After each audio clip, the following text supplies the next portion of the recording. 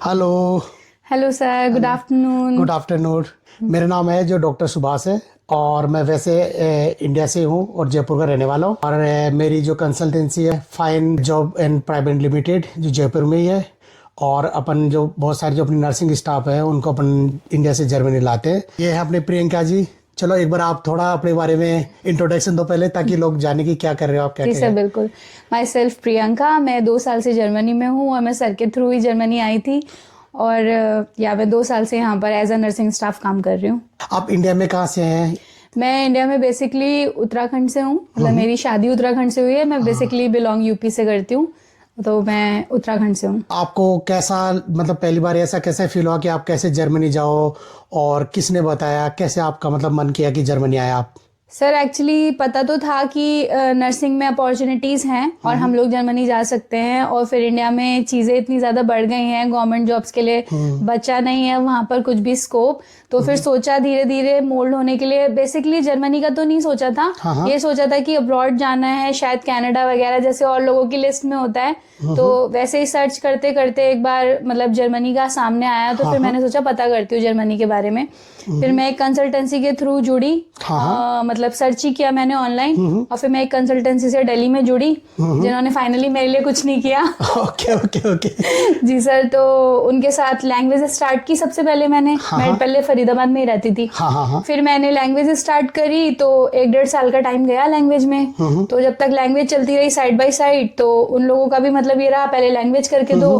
फिर और भी चीजें चल रही थी, तो पैसे ही था उनका। जब भी वो फोन करते थे, बातचीत करते थे, तो अब ये प्रोसेस है, अब वो प्रोसेस है, अब इतना पैसा देना है आपको।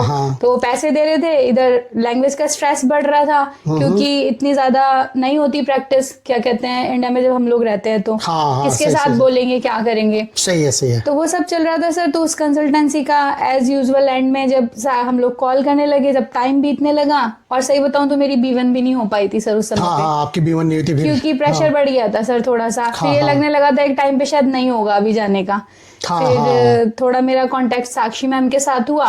उनके साथ जब मैंने वापस B1 पढ़ना शुरू किया, तब फिर आपसे मुलाकात हुई। मैम ने बताया कि हमारे साथ सर हैं, जेन्युइन है, चीजें हैं। मैंने उनको सारी चीजें बताई कि कंसल्टेंसी वाले क्या कर रहे हैं, कितना पैसा ले रहे हैं, मुझे कोई फीडबैक नहीं दे रहे। मतलब उन्हें होप छूट गई थी सर आने के लिए कि अब मैं आ पाऊंगी जर्मनी। तो फिर ये सोचा था कि अब शायद क्विट करना पड़ेगा। तब साक्षी मैम मिले और आप मिले, होपफुली। एक्चुअल में मैं थोड़ा सा बता देता हूँ। ये प्रियंका जी जो यहाँ आई है वो बिना B1 पास आई है। इनके पास में इंडिया में कोई भी लैंग्वेज का कंप्लीट सर्टिफिकेट नहीं है और था भी नहीं। और इनको हमने बिना B1, और इनके साथ और भी बहुत सारे हमारे कैंडिडेट हैं जिनका B1 पास नहीं रहा, और फिर हम उनको बिना B1 इधर लाए हैं, है ना। और पहले किसी और कंसल्टेंसी के थ्रू थी, और उन्होंने उनका काम एक्चुअल में नहीं करा पा रहे थे, पैसे भी ले लिए थे, और उसके बाद भी उन्होंने नहीं करा पाए थे। तो फिर बाद में हमारे कॉन्टेक्ट में आए हमारे एक जर्मन लैंग्वेज टीचर थी मैम, उनके थ्रू, और फिर हमने आगे का इनका किया है ना। और तो मैम आप बताइए फिर आपका बिना मतलब कि आपने इंडिया में कौन सी लैंग्वेज तक किया था, आपका कौन कौन सा पार्ट क्लियर था? सर मैंने B1 एक बार दिया था, तो फिर उसके बाद मेरा एक मॉड्यूल क्लियर नहीं हुआ था B1 का।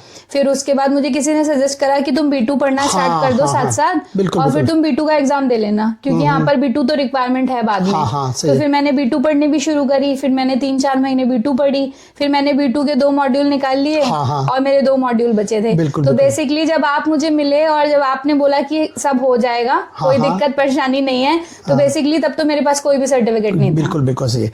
तो ऐसा था इनका कि देखो लैंग्वेज तो अच्छी थी पर सर्टिफिकेट कोई भी नहीं था। तो फिर हमने उनका आगे से पूरा काम लिया। एक्चुअल में थोड़ा सा वो इतना अच्छा तो नहीं रहा, क्योंकि इन्होंने किसी और एजेंसी के थ्रू था, तो वहीं पे उनके डॉक्यूमेंट्स थे। फिर हमने उनके डॉक्यूमेंट वहाँ से निकलवाए, थोड़ा मुश्किल रहा, थोड़ा उनके उस एजेंसी को पैसे देने पड़ गए, हमें तो नहीं पर। और फिर हमारे पास आए। तो फिर आपका हमारे पास कैसा एक्सपीरियंस रहा? सर ये तो बहुत ही बढ़िया था एक्सपीरियंस। तो यही बताता है, मैं यहाँ पे जर्मनी में बैठी हूँ तो बहुत अच्छा था। और दूसरी कंसल्टेंसी के साथ तो छोड़ दी थी मैंने होप, लेकिन आपने बोला सब हो जाएगा, कोई दिक्कत नहीं है। चलो चलो ठीक है। फिर इनका हमने पूरा आगे का काम कराया, वीजा लगवाया, है ना। तो वीजा के बाद में जैसे आप इधर आए जर्मनी, तो जी सर। आपका थोड़ा सा बताओ कि आपका मतलब कि जहाँ अपना एयरपोर्ट है वहां से कैसा क्या रहा, घर का सब चीजों का आप बताओ। सर जैसे कि जब हम लोग इंडिया में होते हैं और अगर हमारा वीजा, पहले तो वीजा के लिए होता है, फिर आपने वीजा के लिए पूरी हमें जैसे हेल्प करी थी, तो हमें उतना कोई हैसल झेलना नहीं पड़ा। हाँ। फिर जब हम इंडिया में होते हैं तो हम एक सबसे बड़ा क्वेश्चन ये भी होता है कि जब हम जर्मनी आएंगे तो हम कैसे क्या करेंगे, हाँ, हम जगह को कैसे रीच करेंगे। तो फिर आपने हमें बोला कि हमारा बंदा होगा, पिकअप दिया, सारी चीजें हुई, तो वो हमारा इंडियन ही बंदा था जो हमें लेने आया, और अब तो एज अ ब्रदर है वो, तो लेने आया था मुझे अभी तक याद है एयरपोर्ट पे। तो आपने हमारा पिकअप करवाया, जो सेफ जगह थी, जो मेरा हॉस्पिटल था, वहां तक पहुंचाया। तो और उसके आने के बाद भी सर क्या ही बोल सकते हैं, तो वीडियो बना रहे हैं, चीजें ठीक है, पर हाँ आपको तो पता है हमारी जेन्युइन चीज आपके लिए क्या है कि हम 2 साल से यहाँ पे, हमें कोई भी दिक्कत है हम आपको तुरंत बिना हेजिटेशन फोन कर लेते हैं। हाँ। तो एक्चुअल में जैसे वीजा लगा दिया, तो वीजा जैसे हम ही लगवाते हैं सारा काम, और वीजा के बाद में जैसे कि अपना कोई भी जैसे एयरपोर्ट है उससे लेना, वो भी हमारा ही काम होता है। उसके बाद जैसे घर दिलवाना, वो भी हमारा ही काम होता है। उसके बाद जो यहाँ पे रजिस्ट्रेशन करवाना, फिर बाद में इनका जो हेल्थ इंश्योरेंस बनाना, बैंक अकाउंट खुलवाना, वो सब काम हम ही करवाते हैं। और उसके बाद में फिर हमने आपको B2 भी करवाया। जी सर बिल्कुल। और उसके पैसे कितने क्या लिए, क्या रहा sir? B2 free of cost था। ओके, जब B2 फिर उसके बाद में फ्री ऑफ कॉस्ट रहा। और उसके बाद में फिर जैसे कि एक एग्जाम लगती है नर्सिंग की, जिसको अपन एनर्कनूम बोलते हैं, उसके कितने पैसे लिए हमने आपसे? सर फ्री ऑफ कॉस्ट है, तो वो भी एनर्कनूम का फ्री ऑफ कॉस्ट। और एक मेरे को बहुत बहुत खुशी हो रही है, इनका थोड़े दिन पहले एनर्कनूम निकल गया है और अब ये यहाँ पे कंप्लीट एक नर्स बन गए हैं, है ना। और अब ये अपना फैमिली वीजा की तैयारी कर रहे हैं, वो भी हम ही करवाएंगे। उसका भी कोई चार्ज, आज ही इनकी बात ही है कि उसका कोई चार्ज नहीं। और फैमिली के जैसे मैं आपको एक बात बता रहा हूँ, जो आप ये भी बताएंगे बाद में, जैसे कि आप अपन किसी इंडियन के थ्रू आते हैं, तो देखो इंडिया तक तो ठीक है, लेकिन जर्मनी में आने के बाद फिर क्या होगा? अगर छोटी सी भी कोई प्रॉब्लम है, कोई भी प्रॉब्लम हो सकती है इंसान को, तो वो कैसे हैंडल करेंगे?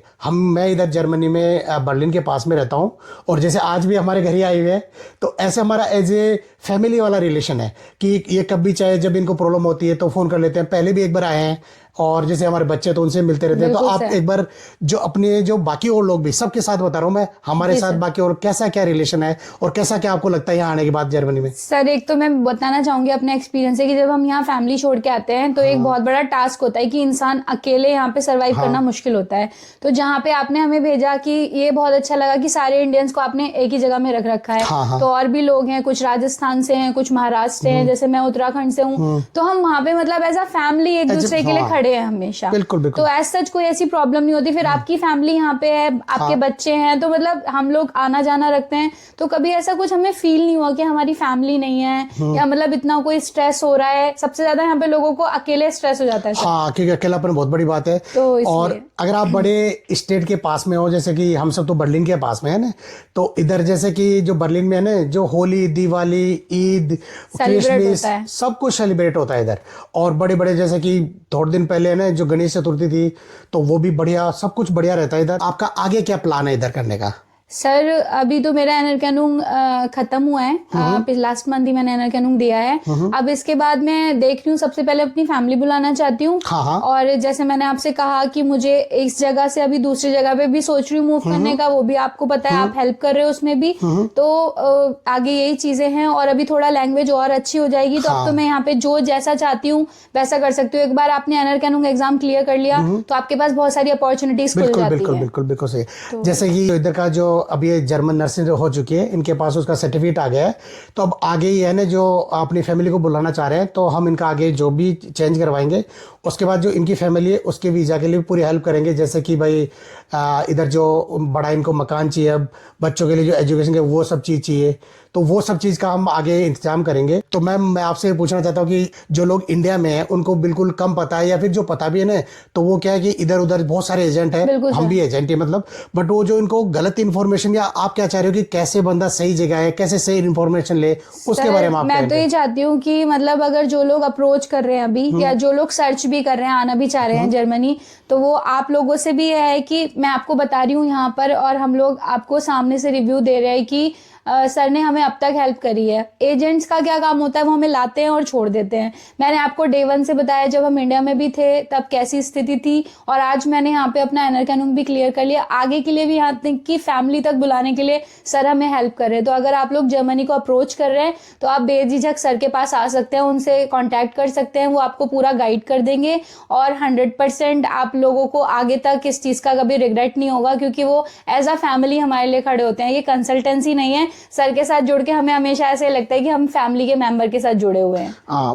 ये मेरे को भी लगता है, क्योंकि मैं इस टाइप का नहीं हूँ, मतलब एजेंट टाइप अपना बिल्कुल कभी सर। रिलेशन नहीं नहीं किसी से सर, भी नहीं कभी भी है। नहीं। अपना एज ए फैमिली है, जैसे पहले भी आप लोग आए बिल्कुल सर, तो बिल्कुल। मैं भी उधर आया, सब मिलते रहते हैं। सही बात है चलो थैंक यू, और thank you for good review. Thank you आपके लिए सर कि आपने हमारे लिए इतनी सारी चीजें करी हैं और हमें अपॉर्चुनिटी मिल पाई आपके बेस पे। बिल्कुल, आगे भी हमारा ऐसा प्लान है कि हम लोग है ना जो इंडियंस है, मैं चाहता हूँ कि भाई वो 50 किलोमीटर के एरिया में रहे, ताकि हम आगे हम मिलते रहे, एक दूसरे के एज ए फैमिली की जैसे रहें, और आगे भी हम एक दूसरे की हेल्प करें।